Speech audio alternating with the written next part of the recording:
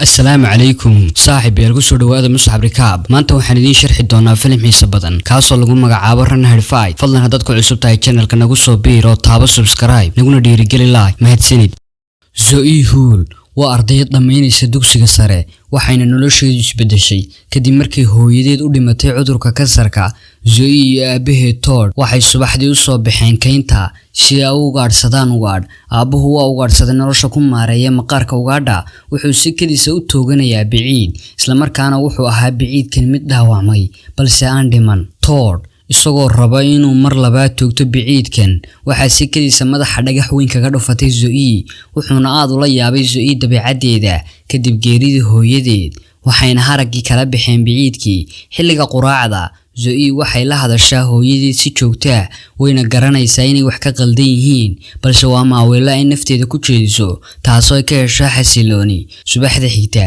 Louise oo ah saaxiibkeed ayaa u yimid si uu ugu kaxeeyo dugsiga intay sii socdeen waxa jahwareeriyay gaari Louise wuxuu galay baarkin inta kadib Zoe waxay aragtay mid kamid ah ardaydeeda oo lagu magacaabo Chiris kaasoo garoonka dhex dhigaya shay aanay garanayn Zoe way yaaban tahay balse Chiris wuxuu iska dhigayaa mid aan la garanayn wuxuuna watay hawshiisa maanta waa maalinta jimicsiga ardayda sare ee iskuulka waxayna ardaydu ciyaartaa dhowr ciyaarood oo khiyaano ah Zoe iyo Louise waa laba arday oo xushmad ku leh galaaska iyo dhammaan iskuulka macallimada chemistry-ga Zoe Mrs Jane ayaa ogaanaysa habdhaqanka Zoe kadib dhimashadii nasiib darrada ahayd ee hooyadeed waxayna isku dayaysaa inay kala hadasho wax ku saabsan nolosheeda balse Zoe way iska indhatiraysaa waxayna ka dhaqaaqaysaa goobtii inta kadib Zoe waxay sanduuqeedii ka heshay ogeysiis uga yimid saaxiibkeed Louise kaasoo ka dalbaday inay casho tagaan Zoe waxay warwar ka qabtaa inay ka dib dhacdo ballanta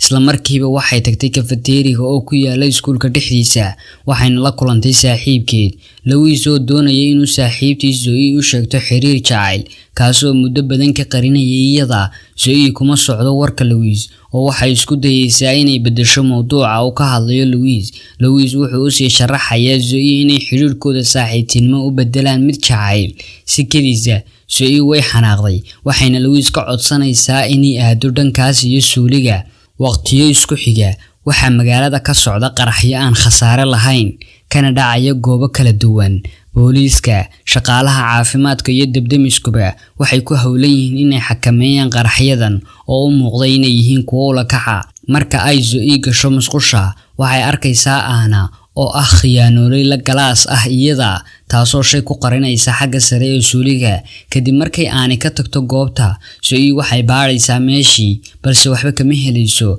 aan ku laabana cafeteria-gii waxa si kaliisa u soo galaya baabuur kaasoo ka soo dhexbaxaya muraayada wuxuuna jiirayaa shakhsi meesha fadhiyay gaariga waxa watay team gangisa oo ku jiro Chiris wuxuu ahaa mid arkaya subaxnimadkii hore Zoe iyo Louise wuxuuna markiiba toogtay ninkii dhaawaca ahaa Anna oo ka timid suuliga ahna Chiris walaashii ayaa goobtii soo gaadhay gangiskan waxaa kamid ah nin lagu magacaabo Tib iyo hogaamiyaha kooxda Tristan kooxdan waa kooxdii abaabushay qaraxyadii ka dhacay magaalada si ay u mashquuliyaan booliiska isla markaana ay uga hawlgalaan cafeteria iyo sidoo kale iskuulkan waxay isla markiiba dileen dhowr qof si ay u cadeeyaan awoodooda oo kuwa kale ku kalifaysa inay aamusaan Zoe oo doonaysa inay ka soo baxdo suuliga ayaa waxa ka soo horbaxaysa mid kamid ah hablihii ku dhaawacmay cafeteria Zoe oo argagaxsan ayaa waxa caawimaad ka dalbanaysa gabadhan ka hor inta aanay dhiman balse Zoe waxba uma qaban karto iyada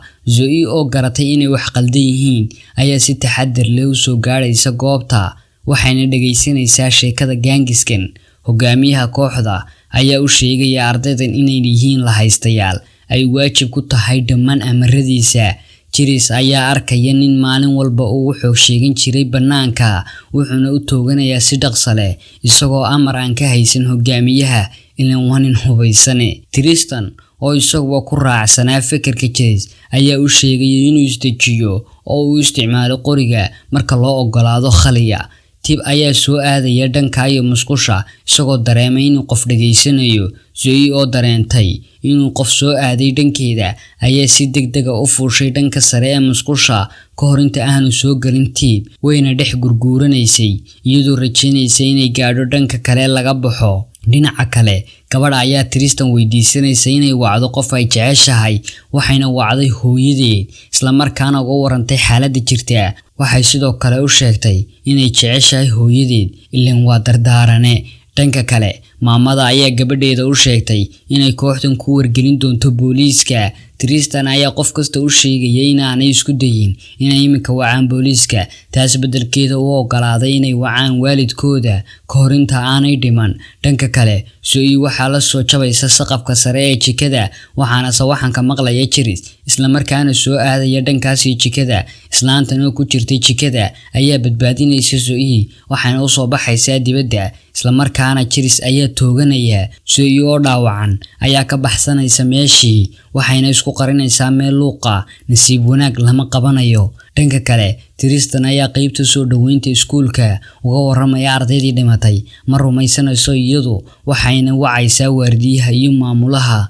Zoe oo dhuumanaysa ayaa xakamaysay isla markaana ka soo baxday albaabka dambe ee iskuulka, waxayna halkaa kula kulantay koox arday ah oo ay isku fasal ahaayeen, waxayna u sheegtay waxa gudaha ka dhacaya. dhanka kale Tristan ayaa dhammaan la haystayaasha ugu baaqaya inay telefoonadooda la soo baxaan isla markaana ay galaan live, isagoo ujeedkiisu yahay inuu isogeysiiyo adduunka waxa uu sameynayo. wuxuuna qof walba ku amray inuu si dhaqso uga warbixiyo waxa goobta ka dhacaya, haddii kale ay dhiman doonaan dad tiro badan. dhanka kale maamulaha iyo waardiyaha oo isla socda ayaa si kadiisa u soo galay goobtii iyagoo ka cabsanaya Tristan ayaa soo dhaweeyay waardiyaha iyo maamulaha, waxayna ardaydu weydiinayaan sababta uu waxaas u sameynayo. dhanka kale maamulaha oo cabsanaya ayaa u sheegay ardaydii in Tristan looga yeedhay xafiiskiisa 2 jeer toddobaadkii hore, sababtuna ay tahay inuu ku fashilmay darajooyinkiisa iyo inuu yahay arday dhaqan xun. wuxuuna maamuluhu sheegay inuu Tristan lahayn wax qiima. dhanka kale maamulaha oo baqaya isla markaana wata hadalkiisa ayaa tib wuxuu furayaa dhowr rasaasa, wuxuuna tooganayaa maamulaha isla markaana wuxuu ahaa maamuluhu mid ku dhintay goobtaas, waardiyuhuna wuxuu ahaa mid meesha ka baxsaday. dhinaca kale Tristan ayaa lagu soo kicinaya misna ku qasbaya inuu u noqdo sawirqaade asaasiya isla markaana keenaya xagga hore. qaybta kale Zoe waxay galaysaa fasal kasta si ay ugu sheegto xaaladda iskuulka ka jirta isla markaana uga digaysa khatartan, halka macallimiinta qaar ay baacinayaan iyada isla markaana moodayaan inay ku ciyaarayso, qaar kalena way rumaysanayaan. Zoe oo wada inay weli gaarsiiso qof kasta oo iskuulka ku jira khatarta xaaladan ayay ku adkaatay inay mid u gaarsiiso, waxayna taabatay alaaramka amba gambaleelka. qof kastaana waa mid soo baxaya. si kastaba ha ahaatee Anna ayaa soo gashay qolka korontada, si kaliisana waxay u dilaysaa waardiyaha, waxayna daminaysaa dhammaan korontada iyo alaaramka. dhanka kale qaybta soo dhaweynta ayaa dhammaan ardayda u sheegaysa inuu iskuulku xiran yahay isla markaana qof walba uu ku noqdo booskiisa. intaa kadib waxaa imaanaya gurmadkii ugu horeeyay ee booliiska, isla markaana kanaalo dhowr ayaa bilaabay tabinta wararkan, balse Tristan wuxuu rabaa isagu tabinta tooska ee TV-ga qaranka. dhanka kale Zoe markay soo gaadhay qaybta soo dhaweynta iskuulka, waxaa si kadiisa u qarxay qarax ay qorsheeyeen kooxdan si loo mashquuliyo ardayda, balse qaraxan ayaa ahaa mid soo daahay, waxaana meeshii ku geeriyooday dhammaan waardiyayaashii. nasiib wanaag Zoe wax dhaawac ah ma soo gaadhin. Zoe oo murugsan ayaa bilowday inay hooyadeed la hadasho isla markaana uga waranto inaanay xaaladan ahayn mid caadiya. dhinaca kale Anna ayaa soo gaadhay meeshii, taasoo iska dhigaysa mid dhimatay si ay u dhageysato qorshaha Zoe. oo wada dadaalkeedii ayaa albaabka ku garaacday arday kale, waxayse dareentay Anna oo daba socota, isla markiibana waxay ka baxsatay goobtii. nasiib xumo ahni waxay lugta ka toogatay Zoe, waxayna gashay qolka macallimiinta oo ay habluhu ku diyaariyeen buufino. isla markiiba waxaa soo gashay qolkii Anna oo doonaysa Zoe, si kadiisa ayay Zoe ugu soo booday Anna, waxaana dhex maray dagaal. ugu dambeyntii Zoe ayaa ka takhalustay Anna. dhanka kale booliiska ayaa soo helay xog ku saabsan Tristan, asalka qoyskiisa iyo sidoo kale ciwaankiisa. markay gaadheen goobtii aroortii nin booliis ayaa garaacay guriga wuxuuna arkay Tristan hooyadii oo meeyda isla markaana fadhida fadhiga waxaana booliiska u cadaatay inuu Tristan dilay hooyadii. dhanka kale waxa ardayda hor jooga Chiris halka Tristan ay macalimadu ka codsanayso inuu joojiyo arrinkan isna wuxuu weydiinayaa inay kor ugu qaado natiijooyinkiisa. sidoo kale waxay ka warhaysaa macalimadan in laga daawanayo goobo badan oo ay leef ku jirto. dhanka kale Todd ayaa maqlay wararka toogashadan isla markaana waxa iskuulka dibadiisa taagan waalid booliis iyo qayb kamid ah saxaafadda. Chiris wuxuu ku qasban yahay inuu maqlo hadalka madaxiisa oo uu sheegay inuu rasaasayo booliiska. dhanka kale Tristan ayaa ku soo noqday maqaaxidii wuxuuna afduubtay macalimadii Isbaanishka iyo ardaydeedii. intaa kadib Tib ayaa arkaya Zoe isla markaana wuxuu ku ridayaa rasaas. Zoe waxay gashay luuq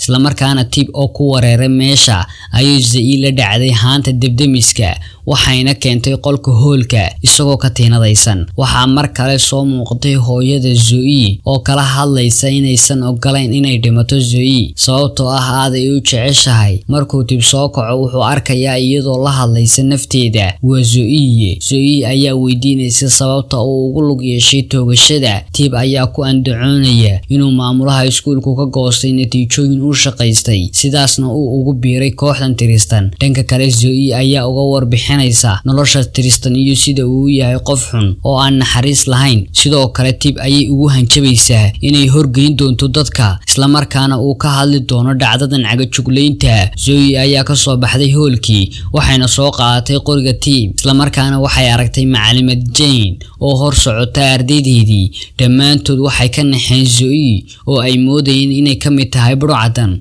Zoe ayaa dejinaysa xaalkooda waxayna u sharaxaysaa inaanay iyadu cidna dilayn ee ay caawinayso ardaydan waxayna caawisay isla markaana dibadda u saartay arday tiro badan. Marwo Jane ayaa iyaduna diiday inay u baxdo dibadda oo waxay doonaysaa inay iyaduna ka caawiso ardayda inay dibadda u soo baxaan. Zoe iyo Marwo Jane ayaa u soo orday dhanka iyo maktabadda waxayna ku arkeen arday tiro badan oo fadhida.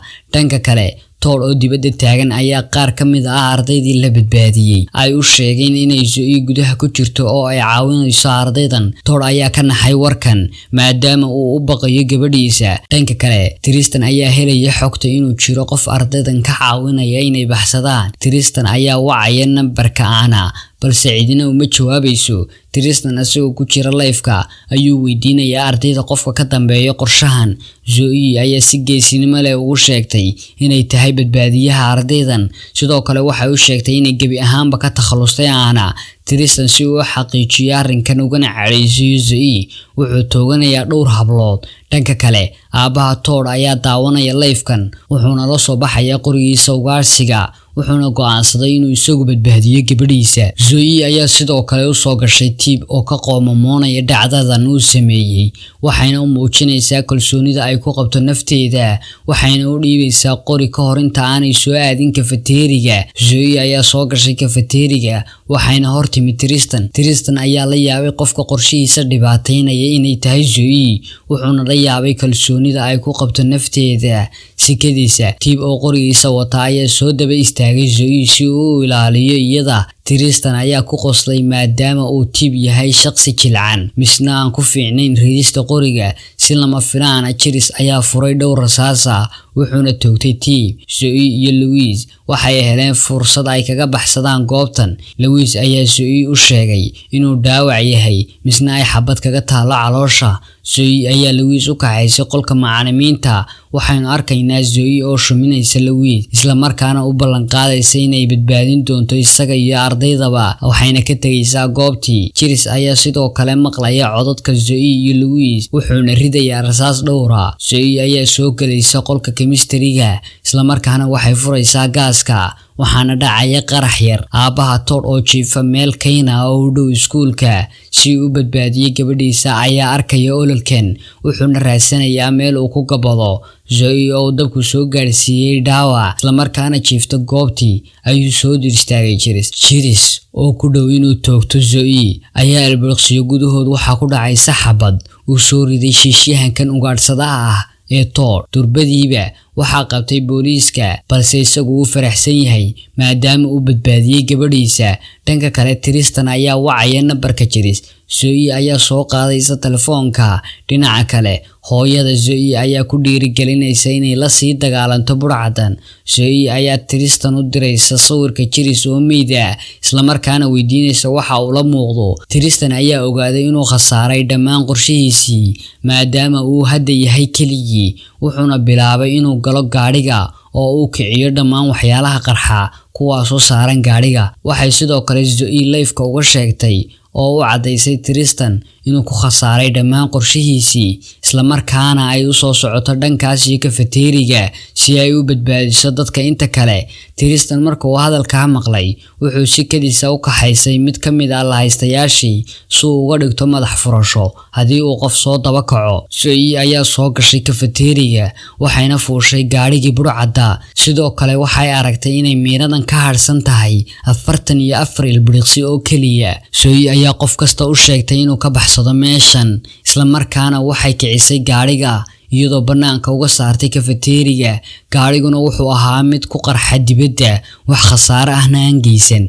Dhanka kale waxaynu arkaynaa hooyada oo u timid Zoe si ay uga mahad celiso dadaalkeeda isla markaana waxay macsalaameysay markii ugu dambeysay wayna ka tagtay. Zoe ayaa arrinta ka murugoonaysa waxayna ahayd mid sii jiifta dhulka muddo. Muuqaalka xiga Shariif ayaa gacan qaaday Zoe isagoo ammaanaya geesinimadeeda. Sidoo kale wuxuu uga mahad celiyay qaraxaan cidna waxba yeelin ay gacanteeda ku badbaadisay. Wada sheekaysi kooban kadib Zoe waxay u soo baxday dibadda si ay ula kulanto aabaheed oo saaran gaadhiga booliiska, wuxuuna u sheegay siduu uga hanweyn yahay guusha gabadhiisa isla markaana uu u jecel yahay iyada. Dhanka kale Louise ayaa waxaa soo qaaday qolyaha caafimaadka waxayna ka badbaadiyeen dhaawac halis badan. Intaa kadib Zoe ayaa waxay ka shakinaysaa qof u baxaya dhanka iyo keynta waxayna soo qaadanaysaa qoriga aabaheed isla markaana waxay soo daba kaxaysaa qofkan. Shakhsigan wuxuu ahaa Tristan kaasoo meel biyo ah agteeda ku furaya qasnad ay ku jirto lacag kalena baxaya xoogaa. Zoe oo shiishka u saaran yahay ayaa laabta ka tooganaysa Tristan waa dhaawac u dhow dhimasho waxayna xusuusanaysaa bilowgii filimka biciidkii uu aabaheed tooganayay kaasoo isna ahaa dhaawac ka hor inta aanay iyadu dhammaystirin. Zoe wax naxariisa uma qabto Tristan inuu u dhinto geeri xanuun badan waxayna ka dhaqaaqday goobtii. Markay soo gaadho barxadii waxaynu arkaynaa Shariif oo la socodsiinaya Zoe sida ay wax u dhaceen. Filimkeenuna halkaas ayuu ku dhamaaday. Fadlan haddaad ka heshay muuqaalkan like saar sidoo kale nagu soo biir oo taabo subscribe.